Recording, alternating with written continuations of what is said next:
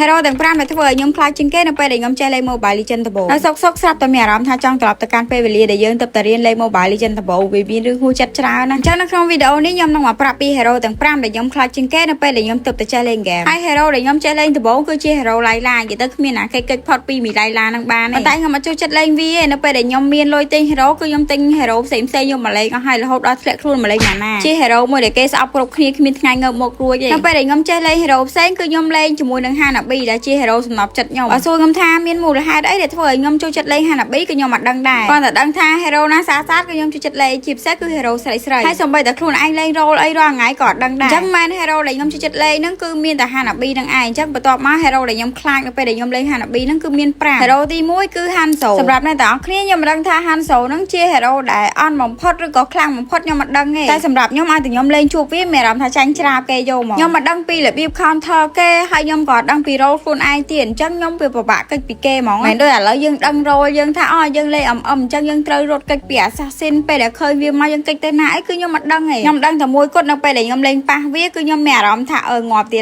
ហើយនៅពេលដែលគេមកដេញវាយខ្ញុំក៏ខ្ញុំមិនដឹងរត់ទៅណាដែរគឺឈោរ៉ែរហ្នឹងតើគេវាយងាប់ចូលមកដល់ hero ទី2គឺជា hero Kimi កាលហ្នឹងក៏ខ្ញុំមកស្គាល់ថា Kimi ហ្នឹងគឺជា hero ឯដែរដឹងតែខ្ញុំឃើញមុខវាពេលណាគឺខ្ញុំស្អប់ហ្មងអត់ដឹងថាជា hero ក៏បាញ់យកស្អីទេបាញ់ឯងម្ដងហូរឈាមដូចទឹកឲ្យតែថាលេងប៉ះក៏អត់មានសង្ឃឹមឈ្នះដែរខ្ញុំលេង Hanabi ជា hero ដែល late game តែពេលហ្នឹងខ្ញុំមិនដឹងថា hero ខ្ញុំហ្នឹងវាមិនទេប៉ុន្តែយើងលេងប៉ះ Kimi អ្នកទាំងអស់គ្នាដូចដឹងស្រាប់ហើយគឺជា hero ដែលខ្លាំងតាំងពី early ទៅអញ្ចឹងអាពេលហ្នឹងយើងវាអត់ចេះលេងផងត្រូវនឹង hero ហ្នឹងគឺវាខ្លាំងតាំងពី early ផងវាវាយឯងរហូតហ្មងអញ្ចឹងយើងតទៅកាន់ hero ទី3មួយទៀតគឺជា hero Aluka hero ហ្នឹងគឺជា hero សេរីចាស់ទេប៉ុន្តែបើគិតមកដល់ឥឡូវគឺវាឡើងឈាមសាហាវដូចមុនអញ្ចឹងឲ្យតែវាហក់មកវាយម្ដងរតនាក៏មិនរួចដែរតែមកក៏វាហ្នឹងដាច់កអញ្ចឹង hero ទី3គឺមានតែប៉ុណ្្នឹងឯងនិយាយទៅខ្ញុំរៀងភ្លើដែរអញ្ចឹងទូ hero ហ្មងអីក៏ខ្ញុំកិច្ចពីគេមិនរួចដែរបើខ្លួនឯងមិនទាំងស្គាល់ទាំង role ខ្លួនឯងលេងមិនតាន់ស្គាល់ទាំង item ផងដឹងកិច្ចពីគេរួចមិន hero ដែលគួរឲ្យខ្លាចបន្ទាប់ទៀតហ្នឹងគឺជា Gusen បើអ្នកធ្លាប់តាមដានវីដេអូរបស់ខ្ញុំធ្លាប់ដឹងហើយថា hero Gusen ហ្នឹងគឺជាក្រាស់របស់ខ្ញុំតាំងពីខ្ញុំចេះលេង Mobile Legends ដំបូងហ្មង hero ប្រុសច្រើនណាស់តែបើនិយាយពីរឿងសង្ហាវិញសង្ហាដល់ Gusen ទេស្វ័យត្បិតតែវាជាក្រាស់ខ្ញុំមែនប៉ុន្តែបើនិយាយពីលេងជួបវាម្ដងគឺខ្ញុំស្អប់វាដូចអាច hero Gusen ហ្នឹងក៏សាហាវដែរទៅមកឥឡូវទេអត់សូវសាហាវដូចកាលមុនដោយសារតែមីមូនធូហ្នឹងគឺវា revamp hero ឡើងចុះរហូតតែបើនិយាយពី Gusen សេរីមុនណាគឺសម្បូរអ្នកយកលេងហ្មងមិនថា classic ឬ rank ទេគឺថាជួបវារាល់វគ្គហើយនៅពេលដែលវាគប់កបិតម្ដងគឺខ្ញុំកិច្ចអត់ទាន់ដូចគ្នានិយាយទៅតាម skill គេអត់ទាន់ដោយសារយើងអត់ចេះលេងទៅអត់ដឹងថាត្រូវកិច្ចមិនដែរស្របមកគឺខ្ញុំខ្លាចគេដោយសារតែខ្ញុំអត់ចេះលេងអត់ចេះកិច្ច skill ចូលមកកាន់ hero ចុងក្រោយគឺជា hero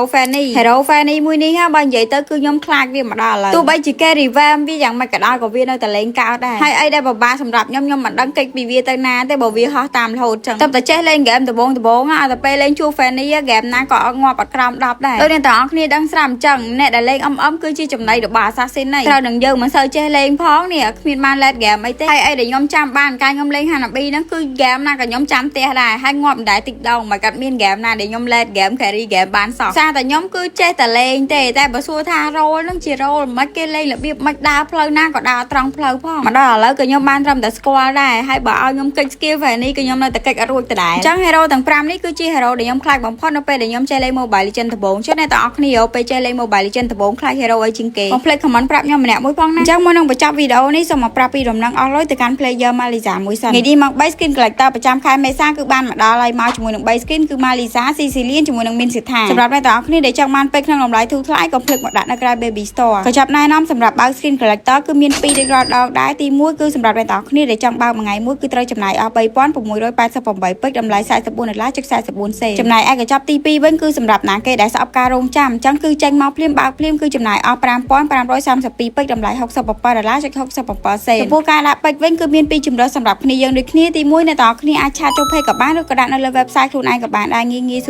រួលទេសម្រាប់អ្នកដែលមានកុងធនាគារហើយសម្រាប់គ្នាយើងណាដែលជាដៃ Angela កុំភ្លេចសន្សំការដាក់ Starlight នេះឲ្យបានច្រើនផងព្រោះអីមានដំណឹងល្អហើយនៅដើមខែ5នេះគឺគេនឹងដាក់លក់ skin Starlight របស់ Angela មកវិញហើយអញ្ចឹងចំពោះ Star Gold របស់ Angela ហ្នឹងគឺត្រូវប្រើអា point Starlight ហ្នឹងចំនួន5000ដើម្បីដូរយក skin ហ្នឹងមួយក្នុងវីដេអូរបស់ខ្ញុំនៅក្នុងថ្ងៃនេះគឺមានតែប៉ុណ្្នឹងទេកុំភ្លេចជួបគ្នានៅវីដេអូក្រោយតែអ្នកទាំងអស់គ្នាកុំភ្លេចចូលទៅ follow TikTok ថ្មីរបស់ខ្ញុំម្នាក់មួយផងព្រោះអី account តូច account ធំរបស់ខ្ញុំគឺបាត់អស់ហើយទាំង3 account ហើយកុំភ្លេច join channel Telegram របស់ខ្ញុំម្នាក់មួយផងអរគុណ